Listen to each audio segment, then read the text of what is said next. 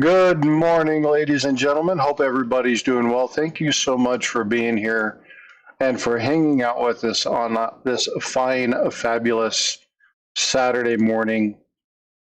When I am done today, I get to go to a coin show, go meet up with Check Stacker.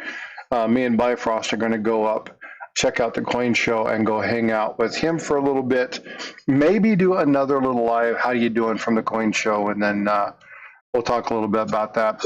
Sue, what's going on? Jack Riley, good morning, sir. Looking forward to chatting a lot more with you tomorrow when we talk more about the coins themselves. Today we're going to be talking about New Orleans, but we're going to do something a little bit different. We've tried this the last couple of weeks. It seems to be something that people like, and that is tell a story, do some fun facts, get people familiar with the topic, and then the following day, which in this case is Sunday, we break down the coins, we talk about those particular items, and we dig into it. So thank you all for being here. What's up, Farm Dog? Good to see you.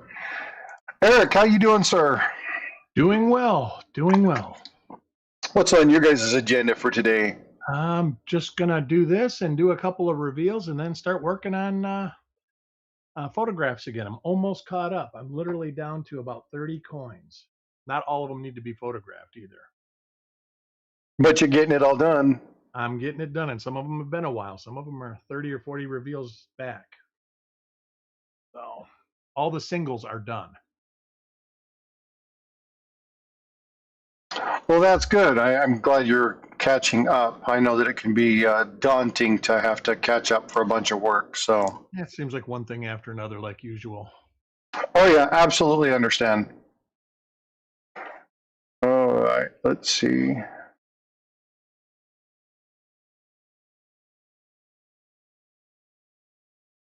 How's it going, everybody? Me is here. What's going on, Me? How you doing, bud? Good to see you. Eric Coppercoins. Yes, that is Eric of Coppercoins. That is indeed him. Let's do something real quick. I want to check and see if something is turned on, just to make sure that I have everything finished. I hope everybody's doing well. It has been an interesting kind of few weeks for people, and so I appreciate you all being here, coming in. We're going to give just a few more minutes, let a few more people come in, and then we're going to go ahead and break down this story. I hope this is something you guys enjoy. I enjoy doing this stuff for you, but I believe that we should have fun today. Sorcerer Stan, what's up? Good to see you. Nana Stacks, how you doing? Thanks for coming in. All right, well, let's go ahead and without further ado, all the stuff is set up. We should be good to go. Eric Byer, 5 gifted memberships. Mike, he's going to like that. Newbie Coin Nerd, Woodsy, William E., and Ken Zui. Congratulations on your membership. Thanks, Eric. I appreciate that, brother. All right. So as we've been talking about, what we're going to do is something just a little bit different today. So I'm going to read a story. And I wrote this story the last couple of days. There's a couple of people in chat who have read over it, listened, provided feedback. And it's about the New Orleans Mint. Now, it's a factual based item, but it's a fictional story. Hope that makes sense. Follow along, you'll enjoy it. So what I'm going to do is I'm going to first set the scenario, and then I'm going to go over the story. So I hope everybody's doing well. But let's go ahead and dig on in. Clear my throat, get this ready, and get my reading voice on. All right.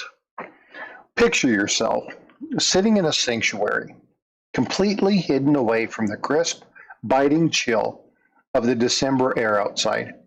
Inside, the world is warm. The fireplace softly crackling, the kind of sound that makes you want to close your eyes and listen. And while the flames cast this dancing, flickering shadow across the shelves that line every inch in classic book, Sitting there, cross-legged on the floor, is a grandfather, wearing the old faded Navy veteran's jacket that he loves so much. Scattered all around him on the rug are black and white photographs, pictures of young men in uniform, his old shipmates from a lifetime ago. Nestled right beside him are his grandson Leo and his granddaughter Mal. They're sitting close, absolutely mesmerized by the old pictures that are spread out on the floor.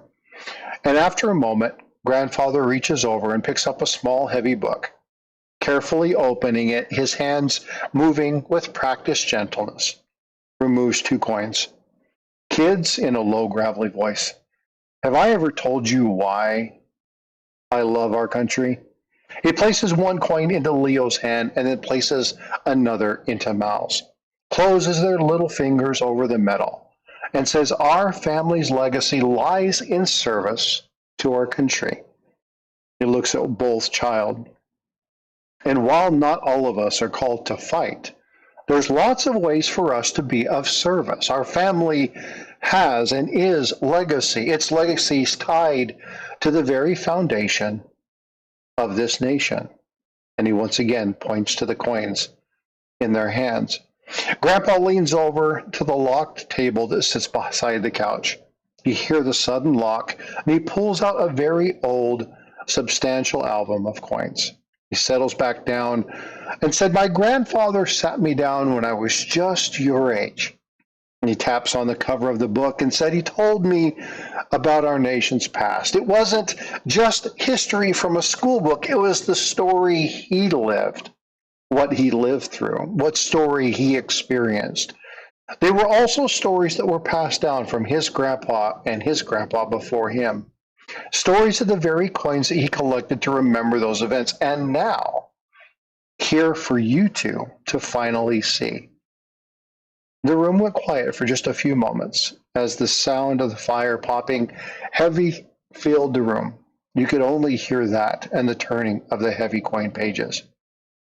Grandpa turns a page, revealing silver coins and this wonderful typeset book, glitters gold. He goes back all the way to the very first coins struck by our nation. Your great-great-great-grandpa, pointing at a specific coin, had this very first dollar, the 1795 flowing hair. It's beautiful, isn't it? The founding of our nation's money was underway, and as a nation, we were growing. As Papa turned the page, Leo's eyes widen and he leans in and he looks at a coin from the Confederate era. Grandpa, that's a Confederate $50. Leo squints at the silver. Is that an O on the back? What does that mean? Grandpa gently smiles. He shifts his weight to the side, takes his old Navy jacket off as it's getting warmer in the room, and he says that O stands for New Orleans. And it's a story about our time when our nation was broke. Mal looks up, tilting her head. Was that during the Great Depression, Grandpa? Grandpa smiles with a genuine warmth in his eyes.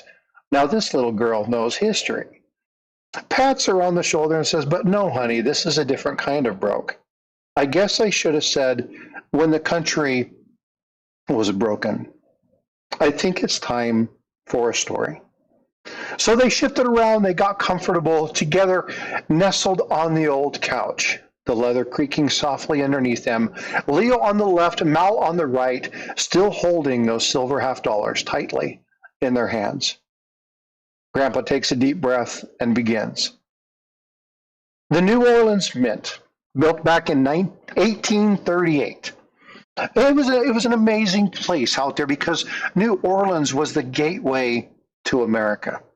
It was a massive trade port, and you see the Treasury needed American money to add legitimacy to the bigger part of what was international business. So the mint was built right there to turn silver and gold into coins for our growing country. He looks at the both and he says, do you remember when I told you guys about the California gold rush of 1849? Both kids kind of nod and yes, happily. He says, well, back in the 50s, the California gold rush, New Orleans became a bustling place. The mint was roaring. People would bring chunks of gold that they dug out of the ground. They melted it into gold rounds or bars. We call it bullion, but the mint would take that shiny gold coin and turn it into mostly double eagles, the $20 ones. Grandpa, pausing for effect, slowly reaches into his pocket and pulls out a gold coin. It glimmers in the firelight. It's an 1854 $20 gold coin. Leo jumps up and he's like, "Whoa, they're worth way more than that now, aren't they, Grandpa?" Grandpa chuckles and says, "Indeed they are, and I'm glad you're learning about the value of these coins." He smiles and slides the heavy gold coin back into his pocket. His face turns a little bit more serious. Holds up a finger and says, "But there is something strange that I want to tell you. And that is that silver would change in the coins in years to come, specifically the dimes and the quarters." Grandpa reaches into the book and pulls out 2 seated Liberty half dimes, sets them in their hands, and said the market value of the silver in this was more than 10 cents. And people figured that out. And you know what they did? They started melting them down. They started taking those dimes and quarters and turning them into pure silver for profit. And most of it ended up overseas. The country was running out of change. Leo laughs. "Grandpa, that was on the news last week. You're getting this all mixed up." Grandpa smiles and he shakes his head. Says, "I know, son. History has a funny way of repeating itself, doesn't it?" He continues. So the 1853, Congress passed a law. They decided to make silver coins, well, let's just say a little bit lighter. Not enough for you to really notice in your pocket, but enough that people wouldn't want to melt them down anymore. Grandpa looks over at Mal and says, "Have you ever been really thirsty?" She goes, "Yeah, when it's hot and I'm playing outside." He goes, "Well, imagine filling your cup full of rocks and then putting water over the top of it, only later to realize you wasted all that space for the water."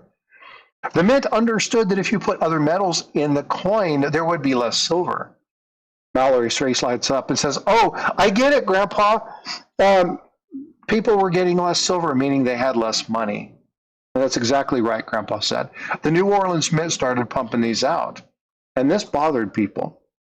Grandpa's mood becomes a little bit somber again as the fire continued to pop in the quiet room.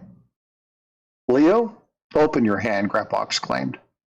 Leo's hand opened, and there was an 1861 mint mark seated half. Gem BU for certain. Leo, then came the Civil War. See, the soldiers took over the mint and basically shut it down. And for almost 20 years, that place grew silent. No clinking of coins, just dust and echoes. Grandfather looked at Mal and said, "Hey, sweetheart, open your hand." A little bit of hesitation. She opens it up. And she goes, "Now, this $50 that you're holding is dated 1863. Look at the back." She goes, "It's blank, Grandpa. Is this an error?" And he chuckles softly and says, "No, sweetheart, it's not an error. But that blank space tells a lot. It actually tells the biggest story of all." Grandfather lowers his voice just a little bit. He says, "It tells about the Civil War." Looks a little bit confused. Mal notices a change in her grandpa's tone. "Are you okay, Grandpa?" She heard the inflection in his voice change. He comforts his granddaughter and says, "Yeah, honey, but it was a tragedy. That's all." Mal leans in and hugs her grandpa tight. He says, "It was a time when families were broken, a time when brother fought against brother and father fought against son. It was a tough time in our history. Our country was divided. The old mint that was supposed to represent one unified currency for all, it just couldn't do its job." And Grandpa goes on saying that the Confederate States took over in 1861, and they did strike some coins for a short time. Matter of fact, that coin could be one of 3 different things, depending upon exactly when it was pressed. Unfortunately, more conflict, they ran out of supplies, and by 1863, the year on this coin, the New Orleans Mint stood silent and empty for the rest of the war. Now, that coin was made in Philadelphia, and it's a reminder that the first branch of mints that the United States closed because, well, the country was broken. He pulls out another book, this one, Worn Edges, and it has sketches of the Mint building. This silent building became a symbol of struggle. And he points to a drawing in the facade. This is sad. When Union forces finally took back New Orleans in 1862, they wanted to represent the country. They put a flag over the top of the mint. But there was a local gambler, William Mumford. He was really angry that the city was back under federal control, and he climbed up that building, tore it down, shredded it up, and actually used a piece of the flag for a buttonhole. The kid's eyes got wide and said, "Well, what happened, Grandpa?" It's like, well, they captured him and they wanted to make him aware. They wanted to make him something that people would understand this wasn't acceptable. And after a quick stop on a sudden drop, he was punished right there outside the Mint building. It was terrible, a horrible moment. But it was a grim reminder of how deep the divisions ran and how the fight over the flag and the government and what they represented. He wanted to kind of lighten the mood a little bit. And he said, but even the coins can tell about struggle and success. Leroy, he shakes his head and he's like, how does it tell about success? And he goes, well, one of the first coins we talked about was that 1838 O, very limited and scarce issue. One of the first dimes ever struck there. And it was a sign of great hope. Years later, that 1854 O double eagle became another key date. And, well, they barely struck any, making it incredibly scarce. Mal gives Grandpa that sheepishly flirtatious smile. Like the one in your grandpa, she asks? Or the one in your pocket, Grandpa, she asks? He says, well, let's just say that if somebody found one in nice shape, it would be worth a hefty price. Tapping his pocket. But the mint was often at the mercy of gold and silver supplies that flowed into the city. And because of this, Grandpa went into a moment of silence. He started staring at the fire, pondering the story of another U.S. mint that we talked about recently, Carson City. It was a story that his grandfather told to him, and all of a sudden he found himself drifting westward. Mal tugs on his sleeve. What happened next, Grandpa? She blinks and he snapped back into the room. She's like, sorry, sweetheart. I was thinking about my grandpa. But that's a story for another time. He clears his throat, and during the silence, Congress passed another law, 1873. Now, this many people called the crime of 73. And by some folks, it literally took silver out of the running for being part of our money. Gold was boss, and they wanted to make sure that, those big silver dollars just didn't really kind of happen anymore. They wanted everything really to be based off the value of gold. And he looks at the kids to make sure that they were understanding. He says, but not everybody happy gold was boss.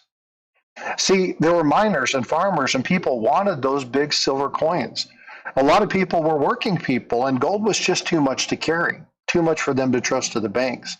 And after some change, people finally got what they wanted. And in 1878, Congress gave a little bit of a cushion called the Bland-Allison Act. Now, this law was like an alarm clock for the New Orleans Mint. They ordered a bunch of silver coins, these, pointing at the large, shiny coin on the page.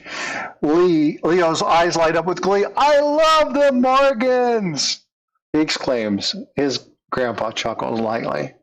I love those too, son. But they needed a big place to stamp out all that silver. So guess where they did that? Yeah, New Orleans. They fixed it up, and in 1879, the machine started roaring again.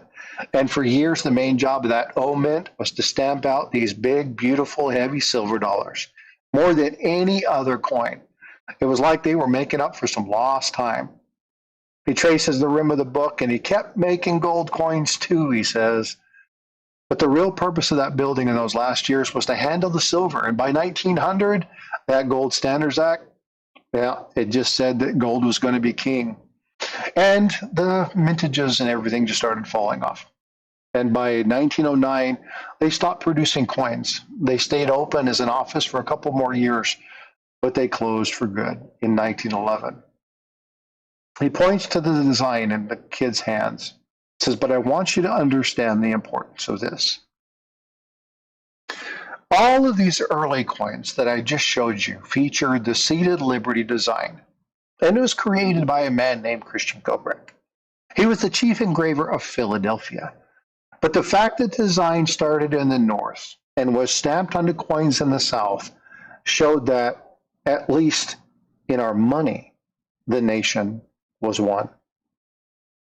Grandpa leaned in like he was sharing a secret. He says, but did you know that before they closed, they had one more interesting job? It actually happened a few years before, and he pulls out a 20 centavos. So this is a Mexican coin. It was minted in 1907, and it was the only time that New Orleans mint a foreign coin. But it showed that even after all the heartache and the heartbreak, the U.S. and the Mint's mission remained connected to the world's economy. He looked directly at Leo now and expressed something very seriously. He says, son, the New Orleans built and the coins it made represent lots and lots of stories, good and bad. It represents a divided nation, but one that in time recovers. And sometimes, kid, well, the road to recovery in and of itself can be a tough, tough road. Mal speaks up and says, but don't worry, Leo, we can still go to the museum, right, Grandpa? Grandpa smiles and says, that's right, that old building is now a museum. And those little coins in your hand represent not just the struggles, but those who help shape who we are today. He gently took the 2 coins back from the kids, gave them a gentle kiss, gesturing a deep respect for the coin. Hands them back to the kids and says, go put those in your typeset books. Go now. He says, those are keepers. But not just because they're silver or because the coins are in great shape. Keep them because of the story. The struggle, the closure, the opening, the defiance, and the reconnection with the United States. Those coins help us to connect with the amazing histories of our past and to remember that we can once again become a whole nation.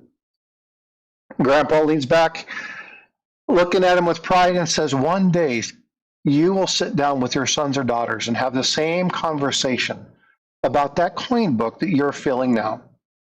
We are all just temporary owners of the coins, but we are all tellers of their stories.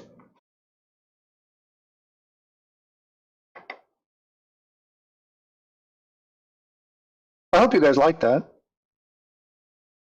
What'd you think, Eric? I think I put Eric to sleep.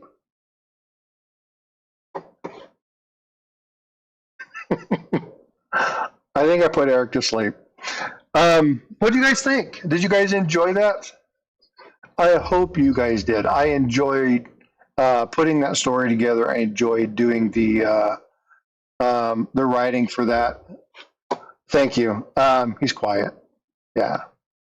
The thing I like about writing is I like numismatics and coin collecting because of the stories. And for the last couple of years, we've been trying to figure out what this channel is. And I want to include a story every weekend. And I think that this pattern of telling a story, talking about some fun facts, Eric and I have got some fun facts that we're going to talk about for New Orleans over the next a little bit, to have just some general conversation.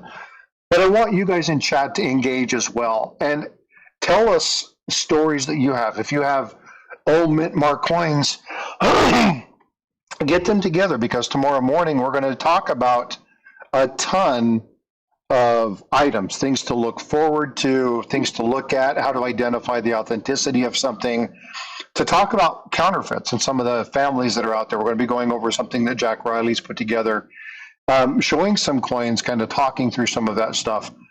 So the way I know that you guys really want to see this is share it out, comment, let people know, if you know people that like stories or stuff like that, share it, right? Let's get this community growing. Let's get this community going.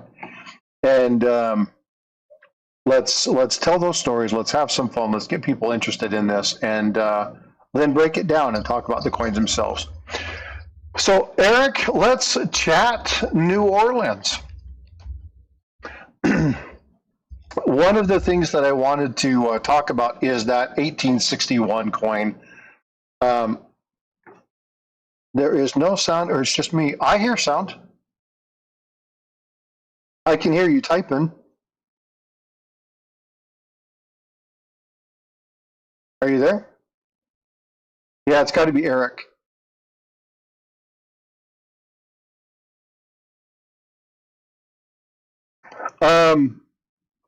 Let's do this.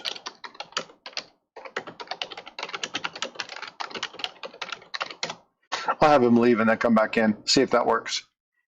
Because we should be good. I can hear him in the background. I can hear him typing and stuff, but there may be something with his mic. So let's look at the 1861. So that 1861, one of the cool things about that particular coin was that as I started looking at the 1861 half dollar, and I've got the coins here, I'm going to share my screen and pull some of these up. One thing I enjoy, and this is a site that I really enjoy looking at, is the NGC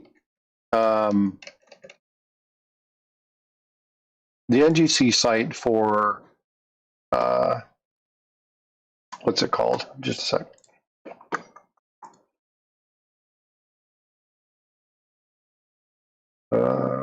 Why is it not doing this? Here we go.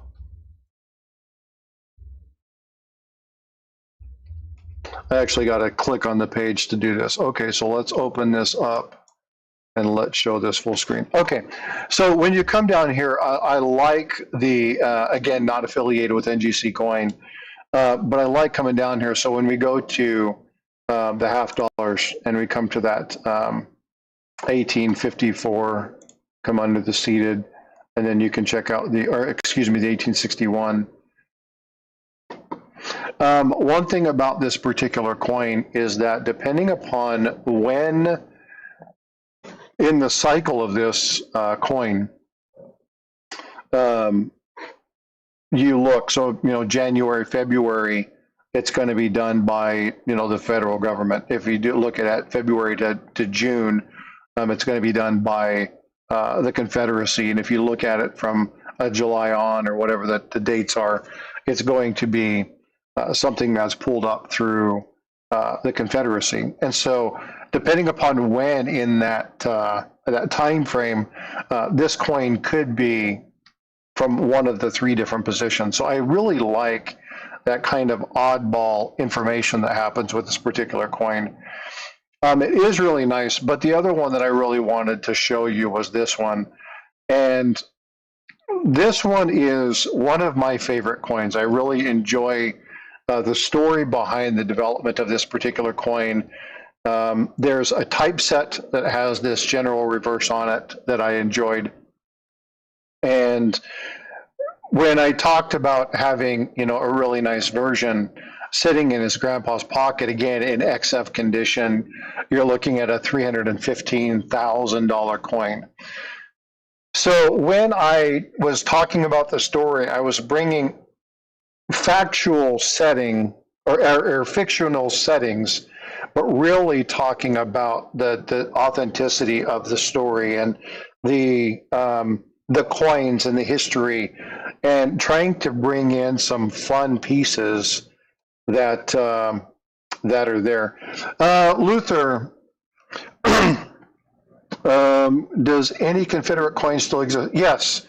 I don't know about the dies. I think they have some at the Smithsonian. They're the Institute of Art or whatever that the name of that place is. I can't remember what the coin museum is there, but they probably have one in there. I can find out and see. What's going on, Walter? How you doing, bud? Good to see you. The dies, I've seen coins. Yeah, I've seen the coins, but I think they have. They have the typeset of this particular one. I'll get into that one real quick. Let's get there, and I'll show you that typeset. I love this. I love this page, by the way. Trial and pattern coins, 1854. No, that's not it. It's hard to do this by the numbers.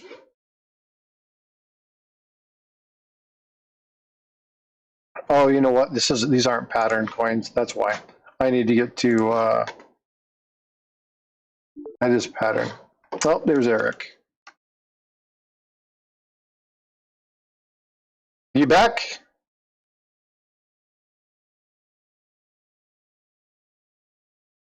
I can't hear you at all.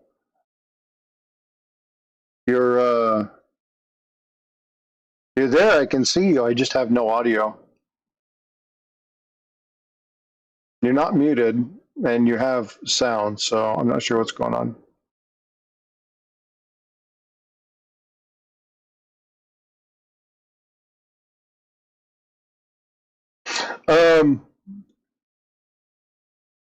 Yeah, I'm not sure what's going on, brother. Sorry.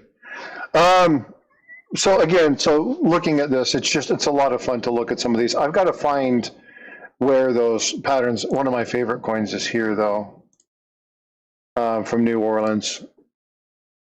This is one of the coins, the kind of piece de resistance pieces that I want. Again, $3 coin. XF, you're looking at a $4,000 coin. Just cool stuff. Lots of cool stuff from the New Orleans Mint Mark, but lots of fun. I'm not sure what's going on with Eric. Sorry, bud. Numbers have meanings. Figure number system out. Yeah, I'm trying to figure out what's happening with some of these pieces. I hear you in the background, Eric. Speak. Eric.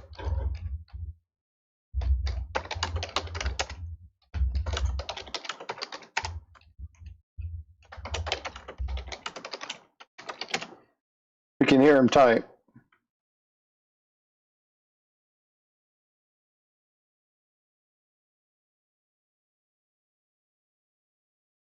Interesting. Not sure what's going on there. Hey, what's going on, good sniping, gold sniping farmer? How you doing? I know someone that just bought a $3 gold recently. Yeah, I need one of these for my typeset book. This is going to be probably one of the next ones I find. I just like this one. It's the only one from New Orleans, so it's a pretty cool piece. Of course, this is one of the bigger ones. You want to spend a bunch of money, get that closed 3. The 1873. So yeah, fun stuff. Well, he can speak. He doesn't have any audio on his end. It's probably his speakers. So there's probably something with what's happening. Robert the Bruce, what's up, bud? How you doing? Good to see you. What's up, Sean? How are you doing? Good to see you. But yeah, I just enjoy the stories. It's one of those things that it's fun to do and to have those conversations about what's going on. Now, the William Mumford story, for those of you who had not heard that before, I didn't really know about that story till I was trying to put this together. I knew that somebody had been hung. I didn't know what had gone on for that. But when I was looking at that on June 7th, 1862, it's there's a famous ghost story that happens in New Orleans, and it based off of this situation with William Mumford. And basically, he was just really mad. He climbed up the roof, tore down the flag, completely shredded it, and then wore one piece as a buttonhole. General Benjamin Beast, they called him the Beast. His last name was Butler. Wanted to make an example of him, and so they convicted him for treason. Again, it was a big deal back in those days. You don't mess with the United States flag. And they did it right there, horizontal flagpole projecting out from the men's front portico.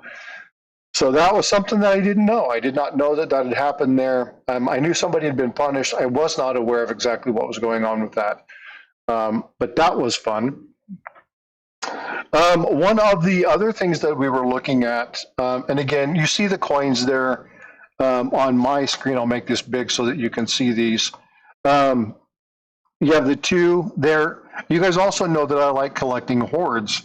And the 1886 O, I think it's 1886 or it's 1884 O. This coin on the right-hand side is from the Great Northwestern Collection. And one of the reasons that I like hoards, one of the reasons that I like the connection with hoards is that one of the most famous phantom rarity, I talk about this all the time. It's just one of those things that in my book is one of those things, one of those primary reasons why you shouldn't use numismatics as an investment. And you've got to be careful with things like the word rarity. And we go back to that 1903 O, and that's a Morgan dollar. Now, why does this matter? Well, unfortunately, what happens, and we've talked about this with the Lincoln cent, we've talked about this with the other coins that are out there, but primarily with the Morgans because of this particular coin. And what happened was that for many, many, many years, it was considered the rarest of the coins in existence when it comes to the Morgan dollars. The prices on this were into the tens of thousands. And October 1962, the Treasury decided that they were going to do an audit. They were going to review some items. And in a sealed vault in Philadelphia, they found hundreds of thousands of these pristine 1903 O dollars. Now, they were sitting in canvas bags. They had beautiful condition. And overnight, this particular coin went from being the king of Morgan rarities to a relatively common coin. And so, again, it's when you're looking at things like this, there's always the potential for a hoard to appear. There's always potential for what was supposed to be a big sell-off. We talk about the Pittman Act and things like that, where silver was melted. There's lots of opportunities to find stuff that maybe disappeared on the books, but wasn't actually gone. And the 1903 O is one of those that it's just a huge reminder that it can happen. I don't know if Eric has his audio back. Can you hear yet, Eric? Doesn't sound like it. Okay, yeah, no problem, bud. Take care of yourself. I know last Sunday I was having some massive issues, so I absolutely feel for you. One of the other things, and this is something that I'm waiting on a very cool and very scarce 1900 O counterfeit to come in. Yes. We'll talk a little bit about that if everything pans out. Chuck Stacker, what's up, brother? I'm on my way to the coin show. I will be heading that way as soon as we're done streaming. I'll go get Bifrost up. We'll get our stuff together, and we're going to head up that way for a couple hours. We have some other plans this evening, so we won't be there very long, but we'll come up and hang out at the show with you. So we're looking forward to seeing you, brother. We should see you probably around the 11 o'clock hour. So hopefully it still holds true. depending upon traffic. We got a massive closure down here in the south or north end of San Antonio, so we'll have to see how that affects the commute over there. But I will message you and let you know what's going on. Silver Paws, what's going up? Good morning. How you doing? Thanks for popping in and saying hi. And again, folks, if you enjoyed this stuff, share it out, subscribe to the channel, and let's move this channel. One of the things that Eric was going to talk about was the fact that New Orleans is swampy, right? And so one of the things that happened originally when they started building on this was that they were building on top of a Spanish fort. And this is something that originally it was one of 5 of the defensive forts that protected New Orleans during the Spanish rule. I think it actually went into the French rule as well. And as they started to build this giant building, they started to understand that the builders in Philadelphia didn't quite understand how to build on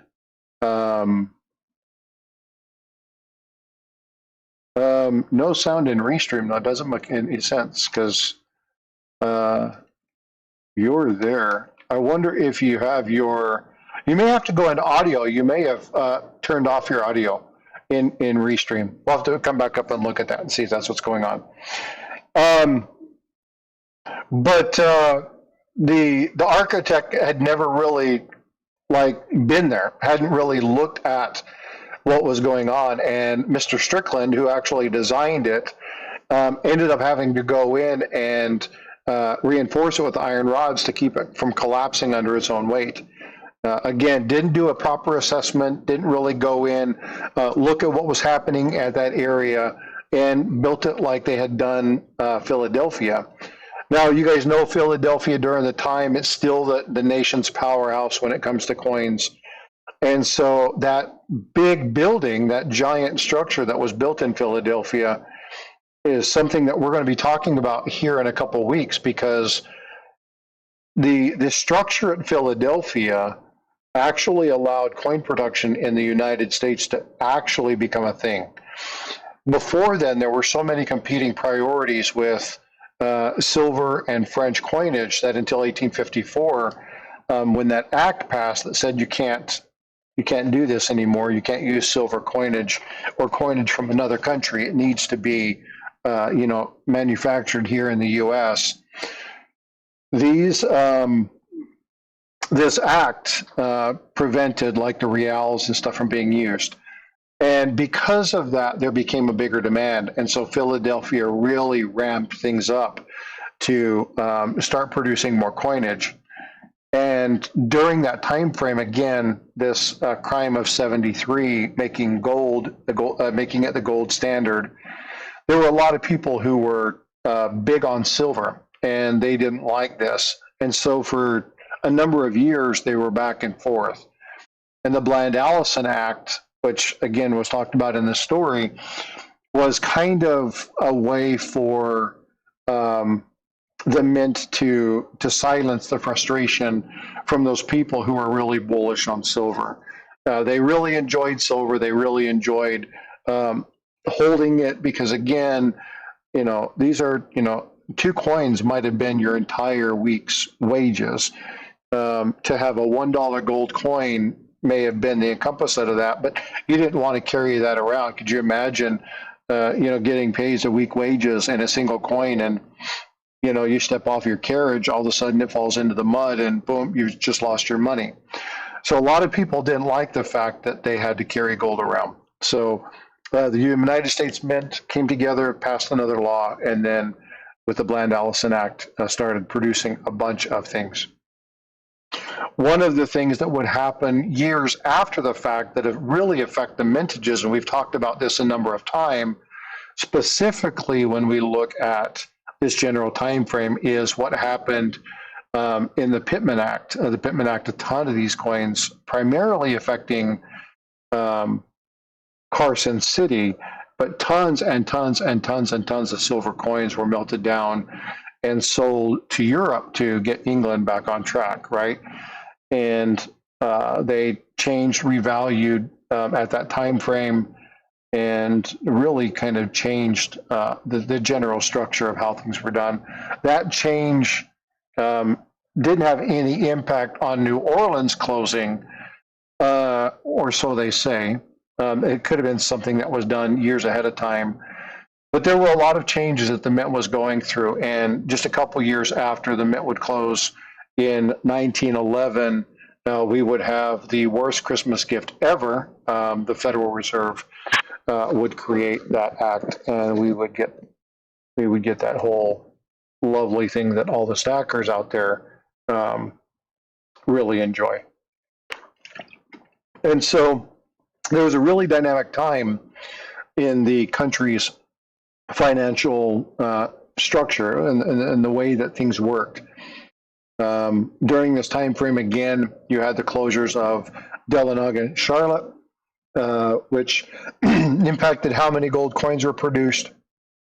But again, just the New Orleans Mint is lots and lots of fun stories regarding this. I got a lot of sleep last night, Vinny. I didn't hardly get any. My goofy butt went to a Christmas party, and at 10 o'clock at night, I decided to have a cranberry vodka and Red Bull. And Red Bull and me don't go hand in hand together at 10 o'clock. So I slept for about an hour and a half, and then I was up with the early birds. I just could not sleep. So if I sound a little bit delirious, that might be why. Let's see. Let's go back through and check chat and see what's going on. There is a cool story with an 1888 Morgan. Terrible year, but if you want to research dies, it's an interesting story. I am the creature from Jekyll Island. Yeah, it's absolutely true. Our nation was going through a really difficult time, and that was a massive shift in the way our country would operate. It's actually one of the many things that caused kind of a sterilization, and I say this with respect, but a sterilization of our economy. It helped a lot of things, but it hurt a lot of things at the same time. Let's get back to what's up, Ashes. How you doing, bud? Good to see you. You have to find the VAM thing I did for this past year. No worries. You know where to send it to me. Plus, later on, I want to get with you, Jack, and talk about tomorrow anyway. So let's go through. We already talked about 1907, why that was important. They minted over 5 million 20 centavos for the Mexican government. That was a pretty cool thing that happened there. But what was really interesting that in 1961 and 1962, because of the structural integrity, the really thick walls, the United States Mint at New Orleans was actually listed as a designated Cold War fallout shelter. It was the prime fallout shelter for New Orleans during the height of the Cold War, and the Civil Air Defense remains on the building for years. So they still maintain a presence there, and it's still considered a safe haven in the event of a nuclear strike. So again, when they built those things back in the day, they built them to survive. They built them for defense. Obviously, our nation's money was being coined there. They had to make sure the defenses were good. And because of that, there were a lot of other uses that were identified by the other mints. And so, strangely enough, Eric and I talked about this last week when we were talking about stuff. And that was that just like the Carson City, just like Dahlonega, just like Charlotte, they all ended up turning into colleges or museums. The museum, I understand. The colleges is a little bit more interesting. And if you look at what the college was, if it's academia, I could understand how the various rooms and things like that. But could you imagine going to school and your classroom was an old vault? I mean, I think there'd be so much history in that structure. I think it'd be really cool to see that. Let's see, as your New Orleans Mint was a Coast Guard facility, and a prison. I didn't know that it was a prison. Interesting. I did know that the Coast Guard has utilized it for operations a couple times during its tenure, but I did not know about the fact that it was a prison. And it makes sense looking at the structural integrity of the building. I mean, it would definitely make sense. I'd be curious if anybody ever escaped from the New Orleans Mint. That'll make a fun story. Hey, Miss Aloha, how are you? Hope you're doing well. Yeah, so again, lots of questions regarding what happened in 1904. 1904, the O mint mark kind of disappeared after 1909, obviously because the mint was closing. But in 1904, there was a piece of machinery that was there, and it became so obsolete that they just were not producing quality coins. And if you look at some of the higher grades for the later O mint mark coins, they fetch really good prices. Now, you've heard me say this before, and this is something that is, it's interesting to me when we look at the terminology rarity, right? Rarity is one of those things that I've had people come into the stream and say, hey, Frosty, you know, they're talking about rarity. It's not really a rarity. It's more of a scarcity. It's not really a scarcity. It's more of a desirability thing. But above all that, the one thing that really stands out is the quality of the strikes. I'm going to shift wheels for just a minute. We have a very recent event that kind of validates that for us. And if you haven't tracked this is going to be something I'm just going to give you the once over. I did a full video on it, talked about some of the items. I'm just going to give you the tips of the iceberg, so to speak. But we just had the Omega Cent auction. That auction happened at Stacks and Bowers, the very last Omega pennies, 232 lots. If y'all haven't been tracking that, again, did 2 live streams on it. Lots of interest in this. I just released the video aspect this morning, which is only talking about that particular portion. So if you only want to watch that, you don't want to watch the full live stream, then, because we talk about the semi-quincentennial, we talk about some other items. If you only want to look at the auction results and some of the interesting facts, go check that out. But the total auction sales, $16,764,500. The cool thing about this is the premium was waived. They didn't actually charge a premium in this particular auction. The average lot price, anybody want to guess? 949 just gifted 5 memberships. 949, thank you so much, brother. I appreciate your support. John Jacobs, Supreme Ginger Stacker, Designs, Dove Season, and Thomas Hill all got gifted memberships from 949. Thank you very much. Much appreciated. I don't really know much about it. No worries, Vinny. These were the 232 Omega privies. Again, there were 232 lots. They ranged in price from 48,000 all the way up to a lot more. We'll talk about that in a second. Luther, 90K average. Pretty good guess. You're a little bit high. I'll give you a little bit. But yeah, there was some significant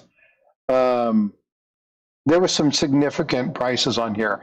Ashes, utter failure by the U.S. Mint, not releasing a million Omegacists to the general public, similar to the W quarters. I have a theory. The theory I talked a little bit about in that video that I just mentioned regarding this, and I think this is going to be an annual thing for the U.S. Mint. I think we're going to see this exact same structure with the highly collectible coins, probably a 250 privy, semi-quincentennial privy, and it's going to come in a couple different forms, and it's going to be a big auction. I think we're going to see an annual auction from the U.S. Mint moving forward in this general structure. We've seen what happens when they did the flowing hair metal and gold coin. We saw what happens when we looked at these 232 coins. It just seems like this is probably the direction they're going into. 70K Luther, really close. Okay, $72,260.77. That is the average lot price for the 232 coins. It's really easy to figure that out. Take 16,700,000, divide it by 232, you get that average price. The average median price, $80,000. $80,000 average, or the median price. The highest price realized, obviously, is going to be lot 232, which is the very final coin struck. It also included the dies. Now, there's an interesting piece on that. Again, go watch that video. If I can have one of my moderators drop the link to that video in their chat, I would appreciate it. And again, it was one of those things I talk about the breakdown of this. But what I want to get to here are a couple lots that I'm really looking at, a couple lots I really want to track. And one of them is lot 64. Excuse me. Why lot 64, you ask? Well, because this lot was the redheaded stepchild. This is the one that, if you're going to get something wrong, this is the one that got it wrong. And that's because it got an MS68 in the gold. Of all the gold coins, there were only 6 that got MS68. By the way, all of the $48,000 bids were the 68. There were a couple more. There were 12 total, but most of them were the MS68 in the gold. The Philadelphia coin, which was way crappier quality, I explained a little bit about why I believe that was the case. MS63, and then you have an MS65 for Denver. Denver generally had really, really nice, solid strikes. All in all, it was a way better setup for Denver. You can also look at the dies and see Denver, Philadelphia, and the gold, and you'll kind of understand. If you watch that video, you'll understand why. Being shown the minting process really does help you identify when things happen. What's up? Vote for Pedro. Good to see you. Hope you're doing well. Too many fingerprints on the last one. Yes, but Ashes, I got to ask you a question from a level of integrity. When the United States Mint did that, tell me that it doesn't show some integrity. They very easily could have swapped that out or staged that particular one. I was under the concern, and I'm going to say concern, not assumption, but concern, that they might have staged that and that they wouldn't show that thumbprint on the final coin. When we saw those images and I zoomed in, if you guys aren't tracking what we're talking about, we'll kind of look at that here in a little bit. I was very happy to see that they had made that one the fingerprint. That coin's going to cause problems. That's obviously one that I want to kind of monitor. But it said something about the integrity of the mint. And as much as I don't like some of the things that they do, they did win over some integrity with me. I have to give them that. I don't give the mint a lot of leeway because of some of the choices that they're making that are for profit. But yeah, again, I do have to. I'm not talking about their quality. We're not talking about the quality or their lack of observation of protocol when you're handling coins that potentially can fetch a bunch of money. They definitely dropped the ball with the ceremony and the handling of the coins. Absolutely agree. But the fact that they didn't stage that, use prepared planchets, and have the last 5 coins, which was the original rub, sell for way more money. So I was happy about that. I was happy to see that, and I was happy to see them to do that. It's going to be a problem coin, so I'm definitely going to want to watch that because I want to pay attention to what happens when that shows up. The other one that I want to look at, which is considered technically the best of the best. There were a couple different ones. 212 was one of them. Number 1 sold for $200,000. Unreal. But number 12 kind of had all those things go together. MS69 for the gold, MS66 for MS65 for Philadelphia, and MS67, one of only three. And those MS67 coins fetched way more money, way more money. And again, when you're talking about rarity, all of these are the same. So why did it go better? It's all had to do with the quality of the strike. And so I know you guys hear people say rare. I know you guys hear people say scarce. Up to 500,000, depending upon what you're looking at. But folks, really talk about the desirability. If it's that, make sure you're utilizing the right one. Or if it is, if you are talking about a genuine scarcity, or a genuine rarity, there's probably less than 500, less than 5,000. There's going to be a very, very, very small vintage. These are going to be rare because there's only 232 of them. But what makes it important, what makes it valuable, is the conditional rarity of that MS67. Or the reason they score low was because of the conditional rarity of the MS68 on the low end.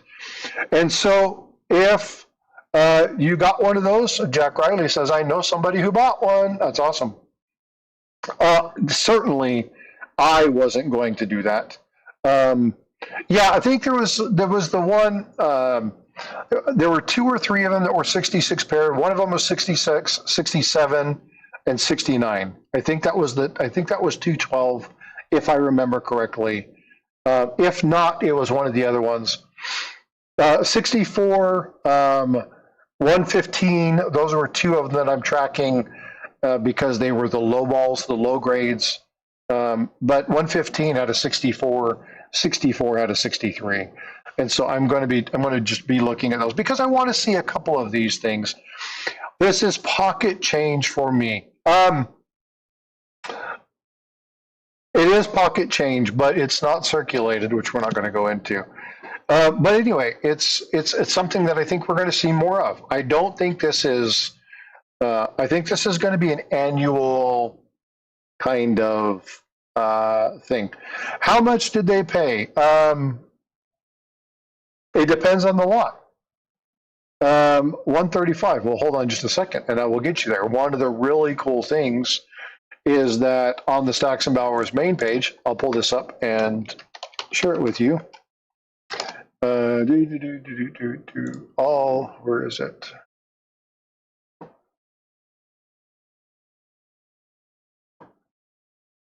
I wasn't going to go too much into this, but somebody's asked.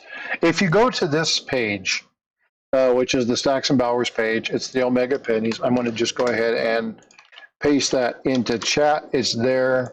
You can click on that if you want to. You can actually click on the View PDF Catalog, which actually loads all of the details of all of the coins. You see the whole thing. You see the breakdown. Or you can actually go to the lot listings. Now, I like this. The lot listings are really cool. And the reason, oops, that's not what I wanted to do. The reason that I wanted to do the lot listing is because, there we go. You can actually click on the coin. So that particular coin was lot 135.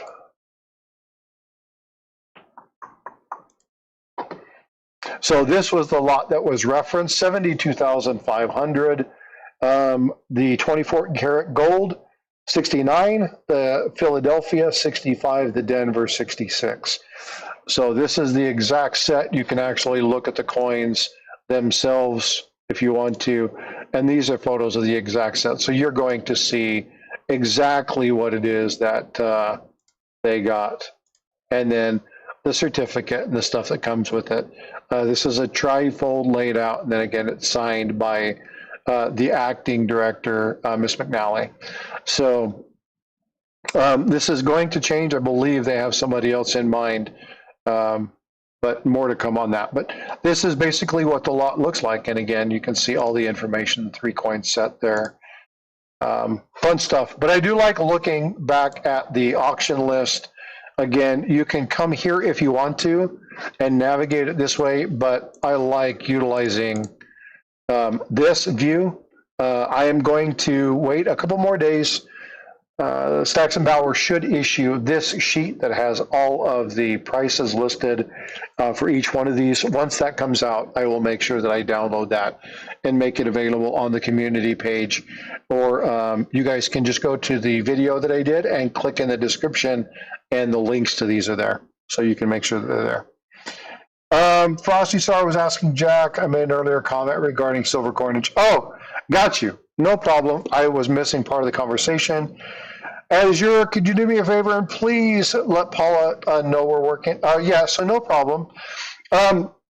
So Paula had a procedure on her shoulder, and then she's going to be going in this coming week, I believe, for another one of her treatments on her eyes. And so she could do with your guys' well wishes and love. So make sure you let her know that you're thinking about her. Please go to Lifecoin Q&A, comment on one of the videos. If you're on the Facebook site, you see that she posts something. She's not going to be able to do a lot of browsing. She's going to be listening to videos, probably not a lot of texting. And so just make sure you reach out and say hi. And it's nice that you do it here. I definitely appreciate that you do it here, but make sure you're sending that to her. Send her an email or doing something like that. Just let her know you're thinking about her. Her daughter and them have moved out. She has the place to herself. But here again, now she's by herself and she's had these procedures. So she's definitely feeling it. Plus, it's the holidays. So lots of stuff coming around. So reach out to her. Let her know that you're thinking about her. Let her know that you love her. I appreciate you bringing that up in chat. But that's the general update. So I'll give you more information. Vote for Pedro. I'm still not happy that we have to say nickel for your thoughts now. Oh, well, let me show you something. Again, whenever you want to look at something for semi-quincentennial, always go down here and check out your product release schedule, check out your all coin programs. You come through here, you see everything that's going on. If you want to go look at the commemorative coin or the semi-quincentennial stuff, it's all going to be here. The U.S. Mint did drop something. We talked a little bit about this already. I'm not going to belabor that. This is something that I talked about in the live stream the other day. The new circulating coins are here. Really cool pieces. I like this piece. This seems to be a lot of people's favorite, the dime. A lot of people are really liking the dime. What I wish they would have done with the dime, though, is I wish they'd have taken this liberty and put it in the Phrygian cap as a call to the old Morgan. But lots of great stuff. But what I want to get to is down here. So if you look under collectible coins, guess what? You see the cent. It's still here. If you look at the mintage sheet, there's going to be mintage sheets. Obviously, this is coming out. Again, folks, it's not the end of the cent. When they talk about the end of the cent, they're talking about circulation strikes. And the loss still hasn't been adjusted. So they haven't demonetized the cent. It's just they're not going to be producing it. Well, they're going to be producing it, but probably for collectors. Well, they probably will sell rolls, maybe put it in your proof sets and your mint sets, and maybe sell them collectible in groups of Philadelphia, Denver, San Francisco, whatever. They're going to have to issue a bunch of stuff when it comes to the semi-quincentennial. It's going to be a lot of people. There's going to be a lot of demand. It's going to be interesting to see how many of those are there. But again, they're still going to be producing these. We know that they're going to be producing them. They've stated it. It's been the law since like 2012 or whatever, when they originally did the semi-quincentennial stuff. So just be tracking that. It's just you're not going to see, hopefully you don't see 26 cents in circulation. But they may happen. Some people maybe get these and drop them in. But I want to go back to something that was talked about earlier. We talked about this, and this is something that was dropped by Ashes. Why didn't they do something like put the 250th Bell privy on something like this and drop 1 million of them into circulation? There's no telling they won't, right? They just haven't dropped anything on there. We know that there's going to be a couple big releases. We do know that there's going to be most likely another auction. We've seen one in 24 with the flowing hair. We've seen one 25 with the end of the scent. Semi-Quincentennial is a bigger event than both of those. I think that we're probably going to see another great big boom when it comes to some auction. Stacks and Bowers most likely will run it. I just don't know what that's going to be. It's going to be really interesting to see. So, yeah, so they're there. This is about the only coin that I don't like. I'm not a fan of the $50. It's just not something that I'm a fan of. You know, Pinocchio, this is not one of my favorite designs. They could have done so much more with this one. But that's it for the Semi-Quincentennial. So if you guys want more information on that, let me know. We can talk more about that. But the story, we go back to New Orleans. We kind of deviated a little bit. We tend to do that. But New Orleans, I hope you guys enjoyed that. Do you guys like the story? Is there a mint that you guys want to do next? We've already done Dahlonega, Charlotte. We already did Carson City. Now we've done New Orleans. Do you want me to go to West Point, Philly, Denver, or San Fran? I'll put it up to chat. You guys let me know which one that you guys want me to do next. Again, West Point, Philly, Denver, or San Francisco. You guys put in your PDS or W, and then I will do it accordingly. So we'll go ahead and leave that in there. You guys, again, drop those down as you want to. Jack Riley says yield mint. Yield mint is referring to Philadelphia, the very first one. One of three, if you guys haven't tracked out. Talked a little bit about that when we were talking about Dahlonega and Charlotte, because Philadelphia was still producing a majority of those, even though they were producing a ton of them. Philly would cover a number of streams. Yeah, Philly's a big one. Philly might be Frosty extended version, you know. There's a lot to cover in Philadelphia, a lot of history, a lot of information regarding designers, what happened there. Philadelphia is going to be a big one. I'm seeing a majority of West Point. So it looks like West Point is going to be the one that we're going to talk about next Saturday. Tomorrow, we're going to continue the conversation on New Orleans. New Orleans, we're going to be looking at some coins. Again, you see the coins that I have up here. I have two that are here, the 1904 and then the 1884 two coins that have significance for me. You see the ship coins again because of the Navy story. Again, I was in the military, served in the Navy, served at Pearl Harbor, and so I have the Pearl Harbor commemorative there in the blue felt. And then down below, the 500th anniversary of the founding of the country, 1492 to 1992. Hard to believe that coin or that round is 23 years old. It's amazing.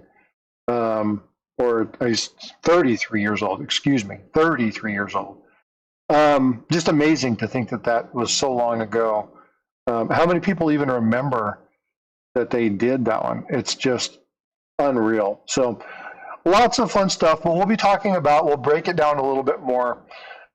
Jack's vote should be counted as 10.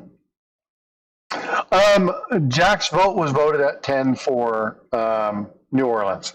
So, because he's covering most of the information tomorrow. I am going to be going through, we've got a couple of his things that he's done with micro O's. We've talked a lot about the micro O's. I'm sure Jack Young will be on panel tomorrow I'm not sure. Eric says he's got some stuff that it's a family thing that he's got to do. So Eric may not be here. It might just be Jack and myself. But we'll get all that taken care of.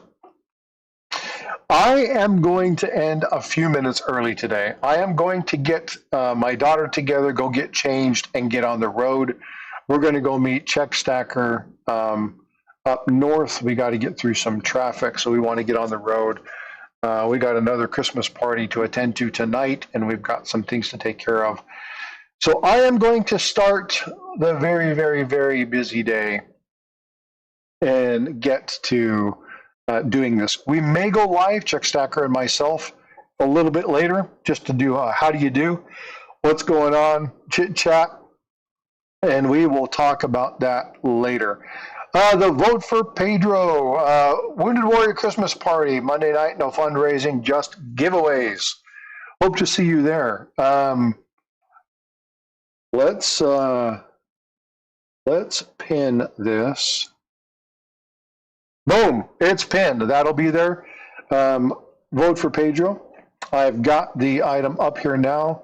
If you want, click on that, click on notify me, and then that will come up. I have commented in there, but click on that little notification bell. That way you'll get notification that that comes up. Very cool. 7:30 Central, 8:30 Eastern, for those of you who are on the East Coast.